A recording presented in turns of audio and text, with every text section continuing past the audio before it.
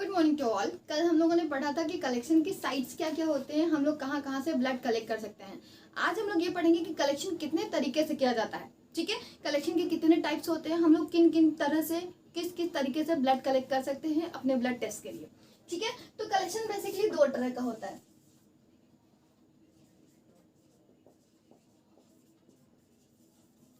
ठीक है, बेसिकली दो तरह का होता है। कौन कौन सा होता है? एक ओपन कलेक्शन होता है और एक क्लोज कलेक्शन होता है। तो सबसे पहले बात करते हैं क्लोज कलेक्शन की।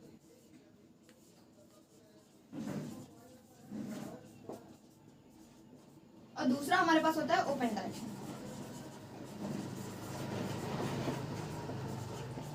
ओपन कलेक्शन और क्लोज कलेक्शन की बात किया जाए तो क्लोज कलेक्शन अभी तक की मोस्ट एडवांस कलेक्शन है। मोस्ट एडवांस क्यों बोला जा रहा है इसको? सॉरी, मोस्ट एडवांस इसको इसलिए बोला जा रहा है क्योंकि इसके पास एक वैक्यूटेनर होल्डर होता है और एक वैक्यूटेनर निडल होती है। ये जो वैक्यूटेनर निडल होती है ये पर्टिकुलर पेशेंट के लिए एक अलग सिंगल निडल यूज की जाती है। कैसे इसको यूज करते हैं? इसका सबसे पहले बैक पोर्शन ओपन करते हैं। ये जो रबड़ दिखाई दे रहा है ना, ये रबड़ के पीछे निडल होती है। ठीक है, इसको कभी भी डायरेक्टली नहीं टच करना चाहिए। फिर हम लोग इसको इसके नीचे डालते हैं और सर्कुलर मोशन में स्क्रू को टाइट करते हैं। टाइट करने के बाद इसके आगे वाले फ्लैप को ओपन करते हैं और कलेक्शन करते हैं। इसका एक तो ये फायदा होता है कि इसमें जब हम लोग कलेक्शन करते हैं तो हमारा ट्यूब जो होता है जस्ट इसके बैक में ऐसे जाकर एडजस्ट हो जाता है। इससे एक फायदा ये होता है कि यहाँ जब ब्लड वेन से निकलता है तो डायरेक्ट ट्यूब में जाता है, तो एयर कंटामिनेशन यहाँ पे पॉसिबल नहीं है। ठीक है, दूसरा हमारे जो वॉल्स होते हैं उसमें वैक्यूम बना होता है, एक प्रेशर बना होता है। इसमें जितना ब्लड चाहिए होता है उतना ब्लड इसमें आ जाता है, इसलिए इसमें स्पेशली किसी टेक्नीशियन को सोचने की जरूरत नहीं होती कि कितना कलेक्शन करना है कितना कलेक्शन नहीं करना है। ठीक है, हम लोग डायरेक्टली इसको डाल देते हैं, ट्यूब को चेंज कर सकते हैं, जितनी बार चाहे उतनी बार चेंज कर सकते हैं। तो जितना ब्लड चाहे हम उतना ब्लड एक बार में कलेक्ट कर सकते हैं। क्लोज कलेक्शन का सबसे बड़ा फायदा क्या है? तो सबसे पहले इसके बेनिफिट्स देख लेते हैं। बेनिफिट्स में क्या होता है? इसके पास एक वैक्यूटेनर निडल होती है।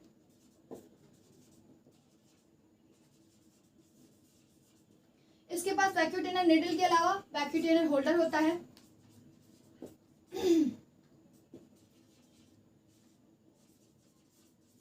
वैक्यूटेनर होल्डर के अलावा वैक्यूम ट्यूब होते हैं। ठीक है, ये तीन चीज होने के बाद इसका एक और फायदा होता है कि इसकी जो निडल होती है 20 से 22 गज की होती है। इस 20 से 22 गज की होने की वजह से इसमें हीमोलाइसिस का खतरा बहुत कम हो जाता है। हीमोलाइसिस क्या होती है? हीमोलाइसिस वो चीज होती है, हीम मतलब होता है ब्लड, लाइसिस मतलब होता है टूटना। तो ब्लड जब हमारा टूट जाता है तो बेसिकली हमारे सीरम या फिर प्लाज्मा का जो कलर होता है वो ट्रांसपेरेंट या लाइट येलो कलर का होता है। और अगर हमारी रेड ब्लड सेल गलती से भी एक बार भी टच हो जाती है या टूट जाती है तो उसमें हमारा सीरम या फिर प्लाज्मा का जो कलर होता है वो पिंक या फिर रेडिश कलर का हो जाता है, जो कि टेस्ट के लिए एक्सेप्टेबल नहीं होता। इस वजह से हमारी निडल अगर मोटी होगी तो उसमें से सेल प्रोमिनेंट तरीके से क्रॉस हो पाएगी और हमारा कलेक्शन बेटर हो पाएगा। तो निडल का साइज मायने रखता है। निडल का साइज होता है 20 से 22 गज। अलग अलग जगह पे अलग अलग चीजें यूज होती हैं, हर एक लैबोरेटरी की एसओपी अलग अलग होती है। ठीक है, दूसरा होता है हमारा ओपन कलेक्शन। ओपन कलेक्शन में क्या करते हैं हम लोग? ओपन कलेक्शन हम लोग का होता है डायरेक्टली निडल के थ्रू, निडल सिरिंज आती है, इसको हम लोग डायरेक्टली इसको ओपन करते हैं। ओपन करने के बाद इस सिरिंज को खोलते हैं। सिरिंज को खोलने के बाद सबसे पहला काम करते हैं इसकी निडल को टाइट करते हैं, ताकि ऐसा ना हो कि हम जब कैप ओपन करें तो इसकी निडल भी ओपन हो जाए। ठीक है, तो सबसे पहले इसको ओपन करते हैं, इसको टाइट करते हैं। टाइट करने के बाद क्या करेंगे? इसके पीछे के होल्डर को हम लोग इसके पिस्टन को ढीला करते हैं ताकि इसका प्रेशर जो है वो रिलीज हो जाए। ऐसा ना हो कि कलेक्शन करते टाइम हमारा पिस्टन बाहर आ जाए या कलेक्शन करते टाइम ये थोड़ा सा फ्लैप खा जाए, इसलिए हम इसके पिस्टन को कलेक्ट करते हैं। फिर इसमें ब्लड कलेक्ट किया जाता है। ब्लड कलेक्ट करने के बाद निडल हटाई जाती है। निडल हटाने के बाद हम अलग अलग ट्यूब में उसको पुश करते हैं। तो यहाँ पे बेसिकली क्या होता है कि यहाँ हमारा ब्लड जो है वो एयर के कंटामिनेशन में आता है, एयर के कांटेक्ट में आता है, जिसके थ्रू उसमें कंटामिनेशन हो जाता है। हमारे जितने भी एनवायरनमेंट में बैक्टीरिया, माइक्रोब्स, ये सारे जो पाए जाते हैं ये हमारे ब्लड को कंटामिनेट करने का काम करते हैं। तो ओपन कलेक्शन इसलिए मोस्ट यूजफुल नहीं होता, क्लोज कलेक्शन ज्यादा यूजफुल है। और आजकल जहां तक हम लोग अभी अपने एनवायरनमेंट के अगल बगल की बात करते हैं, चाहे वो हॉस्पिटल ले लो, चाहे वो लेबोरेटरी ले लो, चाहे वो कलेक्शन सेंटर ले लो, वहां पे हमारा क्लोज कलेक्शन यूज होता है। ठीक है, तो अब ओपन कलेक्शन की बात कर लेते हैं। ओपन कलेक्शन किसके थ्रू होता है? सिरिंज के थ्रू होता है। सिरिंज के थ्रू होता है। इनके पास कोई स्पेशल वॉल नहीं होता। इनकी जो निडल की साइज होती है वो 23 गज की होती है।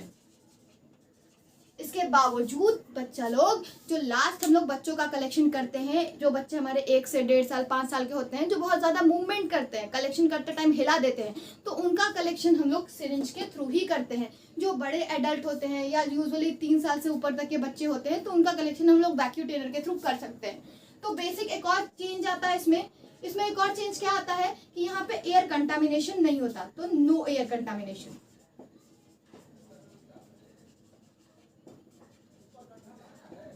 लेकिन यहाँ पे जब ओपन कलेक्शन करते हैं तो यहाँ पे एयर कंटामिनेशन भी होता है। उसमें एक काम और करिएगा, ओपन कलेक्शन में एयर कंटामिनेशन होता है, क्लोज कलेक्शन में एयर कंटामिनेशन नहीं होता है। निडल की साइज के डिफरेंस होते हैं। यहाँ पे वैक्यूम ट्रेनर के लिए स्पेशल निडल आती है, स्पेशल होल्डर आता है, स्पेशल ट्यूब आता है, इसलिए इसको क्लोज कलेक्शन कहते हैं और ये ओपन कलेक्शन होता है। ये बेसिक डिफरेंस है आपका क्लोज कलेक्शन और ओपन कलेक्शन में। तो when you collect your blood, first remember that कि क्लोज कलेक्शन आप कर रहे हो या ओपन कलेक्शन कर रहे हो, दोनों के अलग अलग फंडामेंटल रूल हैं। दोनों का बीएमडब्ल्यू का अलग अलग रूल है कि बीएमडब्ल्यू के अकॉर्डिंग, बीएमडब्ल्यू का मतलब होता है बायोमेडिकल वेस्ट। जैसे ही हम सारी चीज़ें अपना प्रोसेस कंप्लीट कर लेते हैं कलेक्शन का, फिर हम बीएमडब्ल्यू प्रोसेस को करते हैं। तो दोनों का बीएमडब्ल्यू प्रोसेस अलग है। जब निडल को हम लोग थ्रोन आउट करते हैं तो उसके निडल को हम लोग व्हाइट कंटेनर में डालते हैं और बाकी के होल्डर को रेड कंटेनर में डाल देते हैं, ठीक है। लेकिन जब हम वैक्यूम ट्रेनर की बात करते हैं तो वैक्यूम ट्रेनर होल्डर हम लोग कई बार यूज कर सकते हैं, मतलब एक पेशेंट से ज्यादा, जब तक वो ठीक ठाक हालत में है तब तक वो यूज किया जा सकता है। तो होल्डर तो परमानेंट रहता है, लेकिन निडल को हम लोग डायरेक्टली उसको क्लोज आउट करके व्हाइट कंटेनर में डाल देते हैं, वहां से उनको फेंका जाता है, ठीक है। That's all. आज का टॉपिक सिर्फ इतना था। आई होप आपको अच्छा लगा होगा। तो please subscribe, like and comment, ठीक है।